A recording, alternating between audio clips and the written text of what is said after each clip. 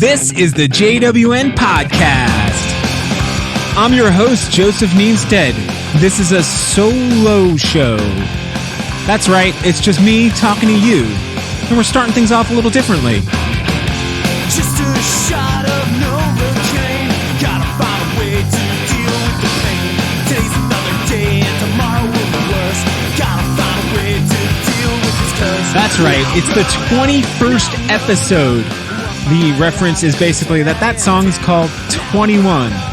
And it's a song I wrote back in the day, back in the 90s with my old band.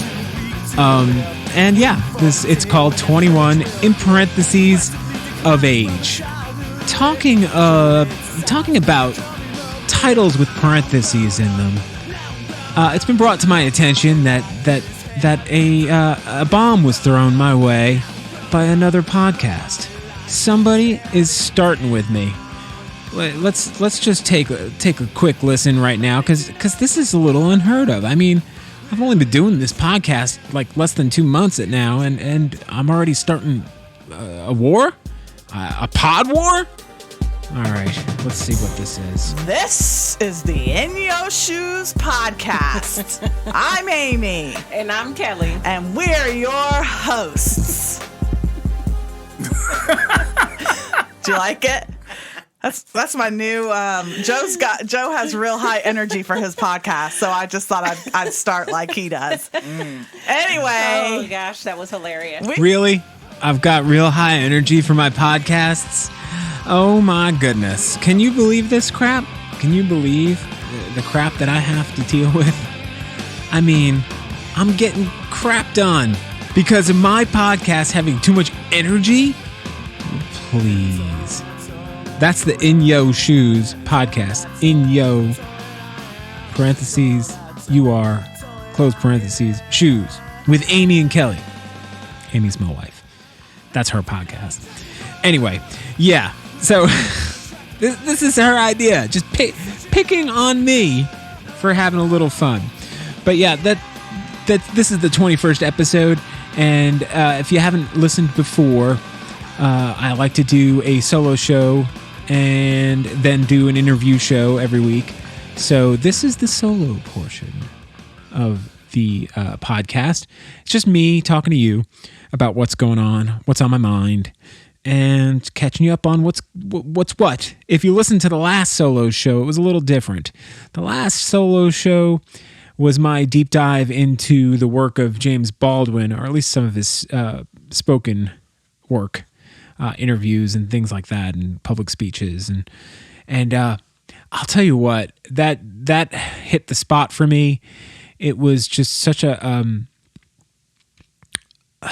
much needed way to handle an unbelievable week of just sadness. So much sadness last week. So much anger too. So much anger. So much lying, anger, and sadness. And I spent that whole day just listening to James Baldwin. I literally dove into the deep end. And I shared a lot of it with you, of what was going on. Thank you if you listened to that. It was episode 19, if you want to go back and listen to it. It's a little, it's a little emotional. But I got home from my studio that night and to the news of Chadwick Boseman passing away, and that hit me really hard. It was like, oh, here you are, you just got your ass just handed to you all week long, and you're down on the ground and you're just holding on for dear life, and then somebody with a steel tip boot just gives you a nice swift kick in the head. That's what it felt like. It just was brutal. But they played Black Panther on ABC, commercial free, on Sunday night. And we watched it. I got into a little, I wouldn't say argument, disagreement with my wife. I'm like, why don't we just watch it on our own? And just watch it on like HBO Max, and then we can watch it. We could start it before it starts then, and then we can watch Lovecraft Country when it comes on. And she was like, no, I want to watch it on on TV, on broadcast TV. And I'm like, yeah, but we have YouTube TV. It doesn't really make a difference. It's commercial free. So you're really just watching it to see the little ABC logo in there. She's like, you don't get it. And she was right. I don't get it. But I've heard this argument from other people before that like to watch movies they've seen a million times before on TV, even with commercials. I guess it's a community thing of like knowing that other people are watching it at the same time. I guess I can understand that to a certain degree. But, I mean, I was like, I want to see Lovecraft Country too. But I kind of was glad. I was glad that we watched it. Afterwards, they did a little tribute to Chadwick Boseman that was really just well done. And it made me happy that I did watch it that way. But at the end of the movie, there's this iconic line that King T'Challa gives where he says, "In times of crisis, the wise build bridges while the foolish build barriers. We must find a way to look after one another as if we were one single tribe." And I was just like, there it is. There's that's the line I needed to hear. And I actually rewound it and watched it again because I was, you hear something like that and it just, okay, the world is not as crazy as I think it is. There's more people out there that are good than are bad by far. Most people are good. Let's just hope that we can overcome and that message will, sink in for the people who need it to sink in, that we need to build bridges. Yeah, that was a long week and a long month for a very long year. So I'm trying to keep my hope up. I'm trying to get it back up. Trying to get that energy up so that my wife can make fun of me again for having high energy.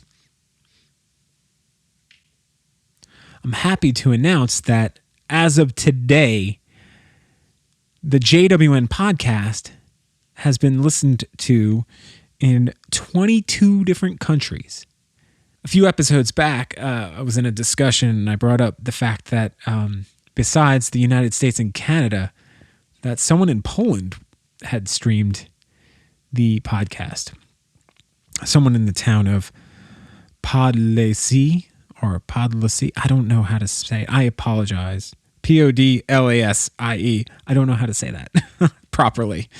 But now there's another city in Poland, Lublin, Lublin, is my geography segment, where I mispronounce everything. I'll just spell things for you.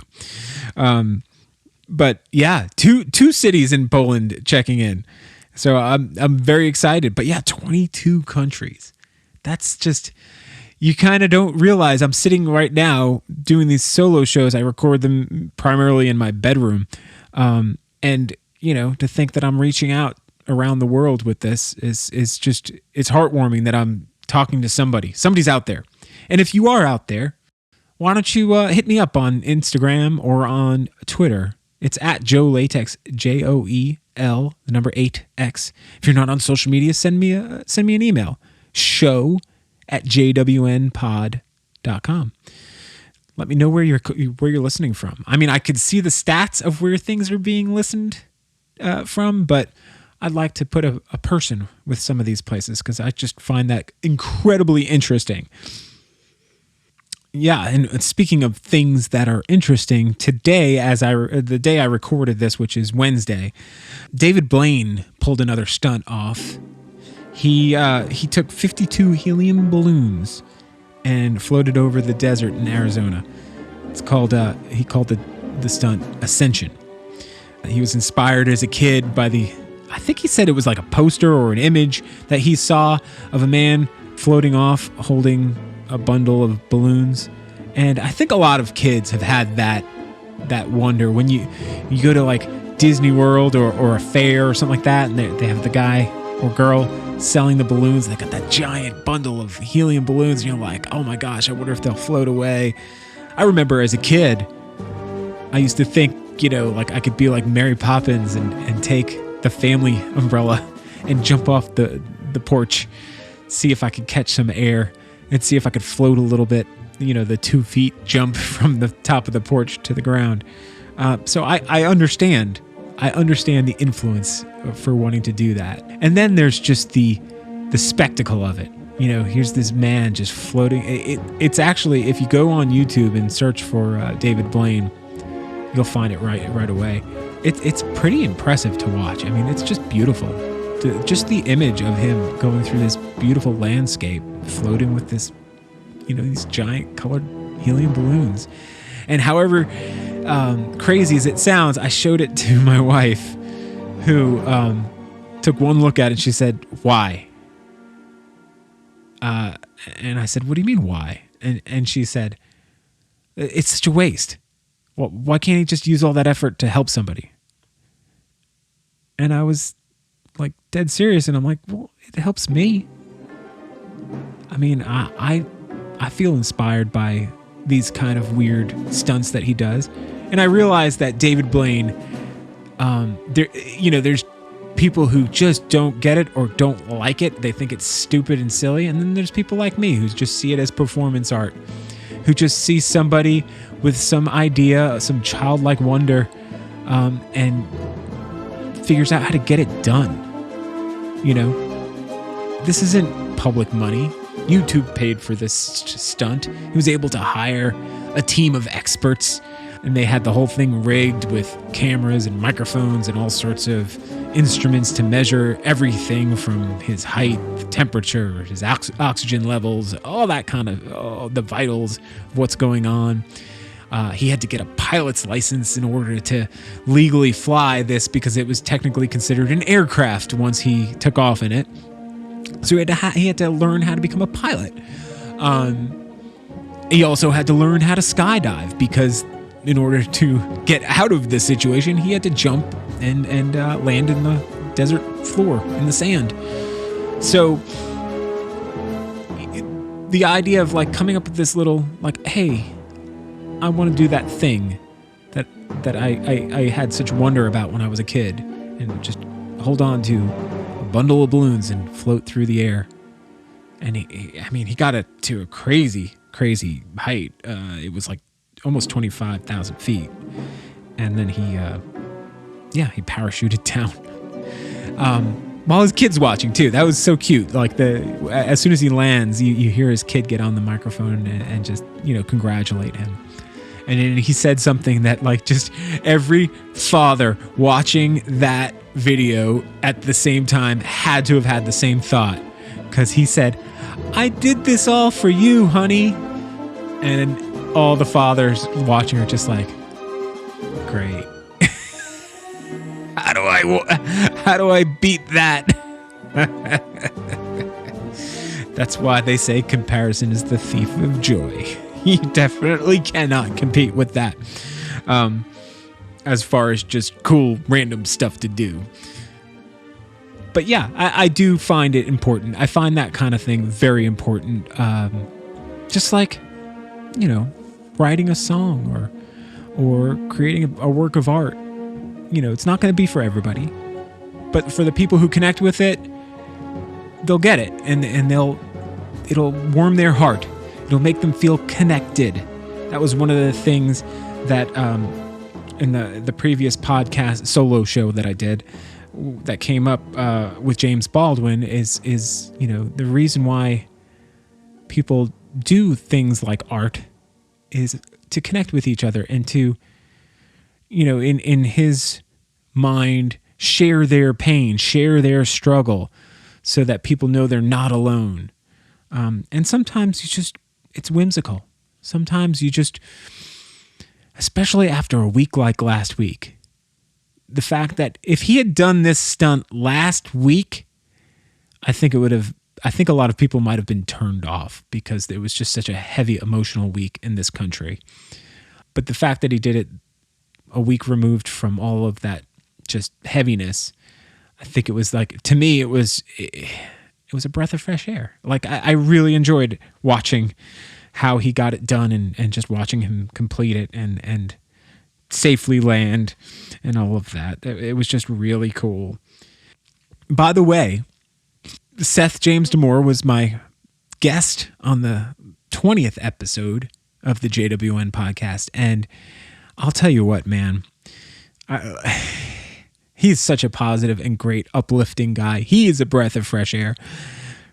But the weekend before I did that interview, which it was my birthday weekend, and my wife took me away, just wonderfully took me away to Hilton Head, just me and her. Took a long weekend, and we're on the beach in this beautiful resort. We had a pool, and I decided to drink, rare and appropriately drink, because if you have been paying attention to this podcast for a while, you know that I've kind of weaned myself off of alcohol, and I decided, okay, it's my birthday weekend, I can have some drinks. And immediately, like, the results of why I stopped drinking reared themselves right back up again. I couldn't sleep, man. Every night during that trip at 3 a.m., I would just be like jolted awake. My heart would be pumping, and I'm like, God, and I couldn't get back to sleep. So I was just groggy the next morning, trying to get my life together and then, hit the hair of the dog and just do it all over again. And it was like, I wasn't even drunk. I didn't even get to the point where I was drunk at any point during the weekend. I think Friday night I got a little buzzed. The rest of the week, it was just kind of like, a couple of drinks here for lunch, at lunch, and a couple of drinks at dinner. Nothing much, but it didn't matter. Just even one drink, and I was just like, I couldn't sleep well. But we had a lot of fun regardless. I went swimming in the pool, went swimming in the ocean. I got stung 3 times by jellyfish trying to get some photos of the crashing waves, and I was just like, oh well, I guess it wasn't too bad. It sucked, but not that bad. I did some boogie boarding despite the jellyfish problem. Yeah, and we took a boat. We took like a 2-man boat tour. So it was like these little rafts, these motorized rafts, and there was maybe about 8 of these boats, and then we just did a tour around Hilton Head, and we had so much fun. We had such a good time. But by the time I got back, I hit the ground running. Had to go back to work. I missed a couple of days of work, so I had to like really catch up. And then I did that interview with Seth Tuesday around 5 o'clock my time, right around quitting time. And I'll tell you what, man, I was not myself. When I listened back to that podcast, I could hear my thoughts are not making it out of my mouth in any coherent fashion. And so I apologize to Seth. The podcast went off fine. I think it came out fine.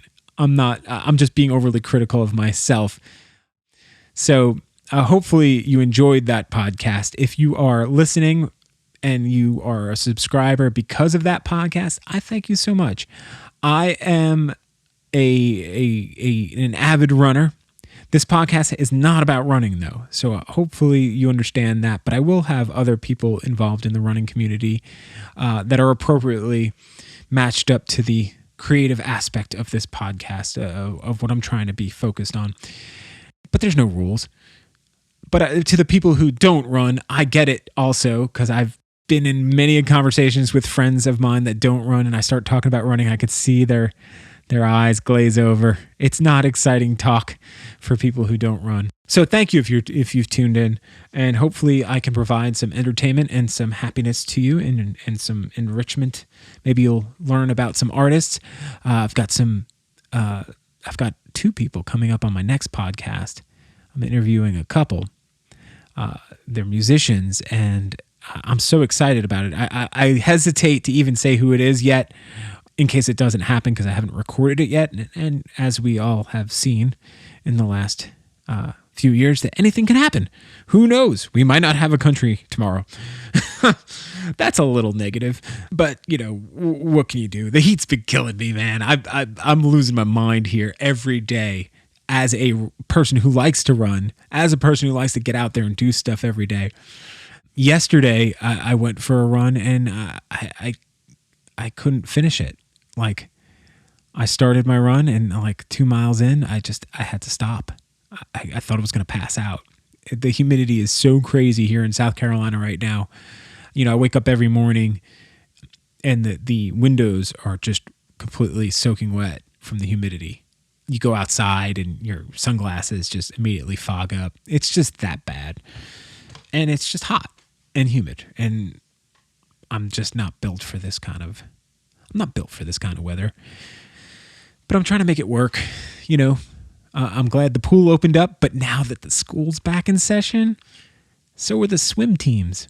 And I went to the pool this week to go get some laps in, and yeah, not only was our local high school swim team swimming, but another high school was using the pool as well. So I had to kind of wait in line to get a swimming lane. And there's three Olympic-sized pools in this facility, and I still couldn't get a lane right off the bat. But it was fine. I was happy to just be there. And once I got in the water, I was super excited to be swimming because it's a lot better than running right now. Another crazy thing that happened last week during the craziest, longest week ever is I had this big photo job. I'm a photographer, for those of you who are listening. That's one of my gigs. And I was shooting a home for a home builder. And it's this gorgeous, gorgeous, gorgeous home. It was giant. I hate to even call it a house. So, but not quite a mansion, but more than a house. On deep water. It was this beautiful, beautiful estate. And I get there at the right time to set up my drone, and I throw my drone up in the air, and it's hovering above me, and I'm getting all of the exposure settings programmed into the drone while it's up in the sky pointing at the house. And as I'm doing that, all of a sudden I hear this sound. It sounds like a weed whacker. I guess it got too close to a branch for a tree that was nearby. And usually the drone has all these sensors. It doesn't even get close to any kind of structure. It'll just stop dead in its tracks. But I guess this branch was just not on the radar, and it pulled the drone into the tree. And oh my goodness, I was mortified. I was like, oh my gosh, I don't know what to do. There's no way to shoot the house without using a drone for the external photos, because there's no way to get any of the external shots without it being completely, you couldn't get the whole house into one frame from the ground. And I was like, oh my God, I'm not gonna be able to do this job. And it was weird. It's not like a typical real estate listing or something like that where an agent lets you in and if I had a problem, we could reschedule it. No, this was like a house that was built by a builder, and it's already been sold to the people living there, and they were gracious enough to let us use the house to photograph some key elements of the home for this builder for their marketing purposes. So I really had one shot to get this done. And I was like, oh my goodness. And the wife of the builder was there with me. She kind of handles all the marketing for this company. And I was like, okay, let's go see what they have in the garage. Let's get a ladder. They had a giant palm tree cutting apparatus that was like this big pole that extends. None of it was long enough to get to how high up this drone was in the tree. So I take a ladder up as high as I can go, and I get up, and it was this thin tree. It was a pine tree. And I'm up on the top of the ladder, holding the tree as high up as I can go, shaking this tree.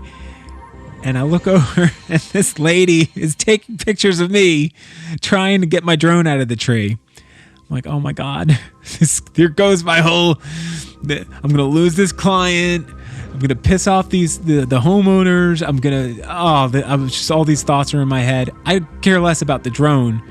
I have insurance on that thing, but I was just worried about like the optics of this. But I managed to get it down. It fell out of the tree from vigorously shaking it for a little bit. And luckily the home builder, they had a great sense of humor. They thought it was funny. I was able to get the shot, and it came out perfectly. Everything came out beautifully. But holy cow. I mean, seriously. I have a backup drone just for that kind of occasion, just in case something goes wrong. Because the problem with drones are you never know. some sort of radio frequency can hit it and it can just fly off. Something can go wrong. It happens. It's rare, but it does happen. So I have a spare drone just in case. And I didn't bring it with me. So I was just kicking myself. I'm like, oh my gosh, this happens. Because if I had my spare drone, I would just go use the other drone, take the pictures I needed, and then worry about it later after I'm done with the job. And not have to bother them about it. But no. Lesson learned. Bring your spare. Be prepared for the worst that can happen, because it will happen at some point. But that's just another notch in the photography belt of stupid things that have happened to me. What can you do, man? What can you do? So, another thing that happened during the longest week ever. There were good things that happened during this week. I promise. This is one of them. Mike Catalaro, who I interviewed on this podcast before. You can go check that out. Look in the back catalog, jwnpod.com. He's a comic book creator. He's an artist. He is also a writer, comic book writer. And he has put his own... It's technically a children's series. It's called Nico Bravo. But I find them fantastic. And I'm 44 years old now. I think they're fantastic. I think they're great. They're like little graphic novels. Not little. They're substantial. It's Nico Bravo and the Cellar Dwellers. And it's the sequel to his first in the Nico Bravo series of graphic novels called Nico Bravo and the Hound of Hades. I think they're fantastic. It's just super well done. So super well written, wonderful characters, original story. Go listen to that podcast. Go check it out, and pick up a copy. They're so good. And if you have a kid, you can read it to them. But if you're like me, I actually let my son read them because I was just like, hey, check these out. He's 16. I think at this point he wants there to be blood and gore and everything. He loves fantasy stuff. But there's battles and there's fun. It's whimsical. It's all about various different mythological creatures and gods, and they have a little shop where they buy all their wares, and it's fun and it's good, and it came out during the worst week ever. So go buy a couple copies and help make Mike's day, because they're really good. It's well worth the money. And there you have it. Again, reach out to me. Show at jwnpod.com or at Joe Latex, JOEL, the number 8X, on Instagram or Twitter. Hit me up. Let me know what you think. Let me know what you want to talk about. Maybe I'll get some of you guys on the podcast during one of these solo shows. I'll do some phone calls and we'll talk about what's going on. I'd love to hear from you. All right. I hope you have a great week, and I will see you guys on Monday with another interview show, and I promise it will be a fun interview, because they are a fun couple and they are fantastically talented. See you!